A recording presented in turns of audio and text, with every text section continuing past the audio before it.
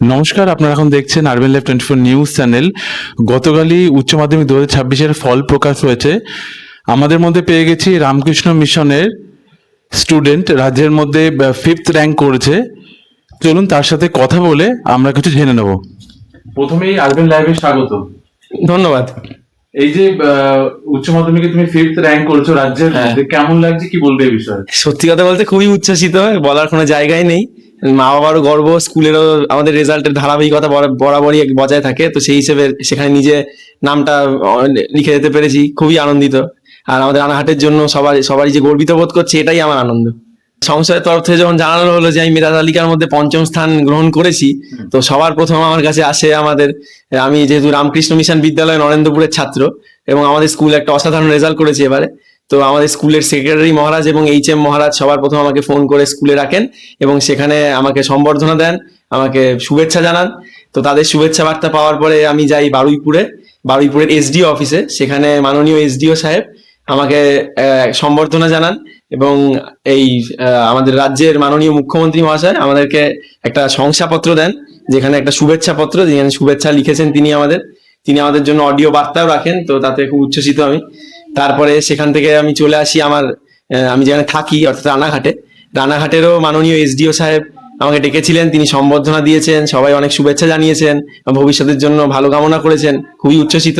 তো তিনিও আমাকে তার কাছেও একটি এসেছিল মাননীয় মুখ্যমন্ত্রীর লেখা একটি শংসাপত্র, সেই শংসাপত্র আমার হাতে তুলে দেন। এরপরেও উল্লেখযোগ্যভাবে আমাদের বাড়িতে আসেন আমাদের রানাঘাটের মাননীয় চেয়ারম্যান সাহেব কৌশলদেব বন্দ্যোপাধ্যায় মহাশয়। উনি আমাদের খুবই সুপরিচিত এবং উনি এসে আমাকে সম্বর্ধনা দেন, ওনার আশীর্বাদ পেয়ে আমি খুবই উচ্ছ্বসিত।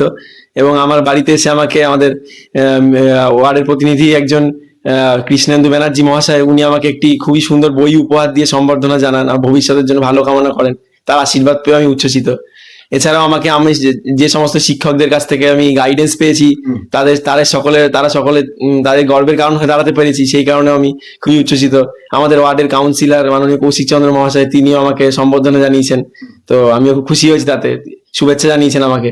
এবং আমার সকল যারা হিতাকাঙ্ক্ষী আছেন, আমার ছোটবেলার স্কুলের ম্যাডাম থেকে শুরু করে আমার স্কুলের সমস্ত হাউস মাস্টার, আমাদের হাউস মাস্টার ছিলেন সমরেশ দা এবং নারায়ণ দা, আমাদের স্কুলে অনেক গাইড করেছেন আমাদের, তারা জানিয়েছেন, খুশি হয়েছেন।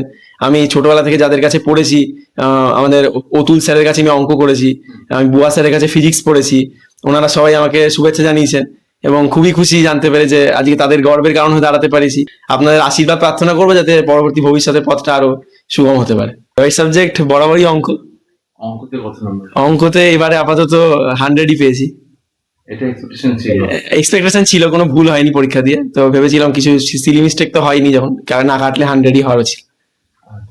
আর পড়াশোনা ছাড়া পাশে হবি কি আছে যদি একটু বলেন? সত্যি কথা বলতে আমি তো মিশনে বড় হয়েছি, 5 থেকে আমি 12 অব্দি নরেন্দ্রপুর রামকৃষ্ণ মিশনেই পড়েছি। তো ওখানে পড়াশোনা ছাড়াও এক্সট্রা কারিকুলার যে অ্যাক্টিভিটি সেখানে প্রচুর হাইলাইট করা হতো। তো সেখানে আমি সমস্ত রকম কম্পিটিশনে পার্টিসিপেট করেছি। আমি বলতে ভালোবাসি, ডিবেটে বলেছি অনেক কিছু টপিক নিয়ে, ইলোকিউশনে বলেছি, ইনফ্যাক্ট নিজের কোনো একটা কবিতা লিখতে বা কোনো রকম গল্প বানিয়ে লিখতে, সেগুলো করতেও ভালো লাগে। আর্টিকেল পড়তেও, নতুন নতুন জিনিস জানতেও খুব ভালো লাগে। আপাতত তো ইচ্ছা আছে, আমি তো ইঞ্জিনিয়ারিং নিয়েছি, যেহেতু ডাক্তারির দিকে কোনোভাবেই ঝোঁক নেই, তাই আমার সাবজেক্টও আমি জীবন বিজ্ঞান রাখিনি, বায়োলজি, আমি স্ট্যাটিস্টিক্স রেখেছি। সেই কারণে ইঞ্জিনিয়ারিং ডিগ্রি নিয়ে পড়ারই ইচ্ছা আছে আপাতত। আর অঙ্কের প্রতি যেহেতু বিশেষ ভালো লাগা আছে, যদি অঙ্ক নিয়ে কোনো হায়ার স্টাডিজ করতে পারি তাহলে খুবই ভালো। তো তারপরে ডেটা সায়েন্স রিলেটেড যে টপিক গুলো আছে সেগুলো নিয়ে পড়াশোনা করার ইচ্ছা আছে। আর আগামী বছর যারা পরীক্ষা দেবে তাদের জন্য একই বার্তা দেবো। তো আমি যেমন নিজেও মাধ্যমিকে আমি স্টেটে 12th হয়েছিলাম, 2 নাম্বার কোনো কারণে বাদ হয়ে গেছিল, সেই আক্ষেপটা পূরণ করেছি। তো সমস্ত ভাইদেরকে একটা দাদা হিসেবে যা টিপস দেওয়ার, যে মানে চাপ নেওয়ার একদমই বেশি দরকার নেই। সো একটা জিনিসই মাথায় রাখতে হবে, যে বেসিক্সটা যেন স্ট্রং থাকে। তাই মানে কোনো কিছু সাজেশন ভিত্তিক পড়াশোনা না করে যদি একটু বেসিক্স থেকে ফান্ডামেন্টাল গুলো স্ট্রং করা যায় খুব ভালো। কারণ কি, ভিত ভালো থাকলে বাড়ি ভালো তৈরি হয়, যে কোনো সময় যে কোনো অবস্থা থেকেই পিছিয়ে পড়লেও কোপ আপ করে নেওয়া যায়। আমার নাম প্রিয়াংশু মুখার্জি, আমি রাজ্যে উচ্চ মাধ্যমিক 5ম স্থান অধিকার করেছি, আমার প্রাপ্ত নম্বর 500-র মধ্যে 492। সন্তান রাজ্যের মধ্যে 5th র্যাঙ্ক করেছে, এটা তো খুবই খুবই খুব আনন্দ লাগছে এবং আজকে আমরা খুব উচ্ছ্বসিত। কারণ মাধ্যমিকে ও 682 পেয়ে পশ্চিমবঙ্গের মধ্যে 12th হয়েছিল, তখন একটুখানি আক্ষেপ ছিল, দুঃখ ছিল, যদিও রেজাল্ট ভালো ছিল। তখন ছেলেকে আমি একটাই কথা বলেছিলাম যে তুমি তোমার কাজটা করে যাও, ফলের আশা করো না, তো আজকে সেটা পূরণ হয়েছে, খুবই খুশি, আমরা খুশি, আমাদের পরিবারের সবাই খুশি। এবং এর জন্য আমি সব থেকে বেশি ধন্যবাদ দেব ঠাকুরমা স্বামীজিকে। তারপরে তো স্কুলের মহারাজরা আছেন, শিক্ষকরা আছেন, অশিক্ষক কর্মী, ভবন মাস্টার সবাই রয়েছেন, সবার সহযোগিতায় আজকে আমার ছেলে এই অ্যাচিভমেন্টটা হয়েছে। আমি এর জন্য এর কৃতিত্ব সবাইকেই দেবো। আমার নাম প্রদীপ মুখার্জি, আমি রানাঘাটে থাকি, আমি একটি বেসরকারি ইন্স্যুরেন্স কোম্পানিতে কর্মরত। সত্যিই খুব ভালো লাগছে। তবে আমার ওকে বলা যে এই রেজাল্টটি যে ও করেছে, ঠিক যেভাবে আজকে আমরা আনন্দ পেয়েছি, আর আপনাদের সকলের আশীর্বাদে ওর আগামী দিনের পথ চলাটাও যেন সুন্দর হয়।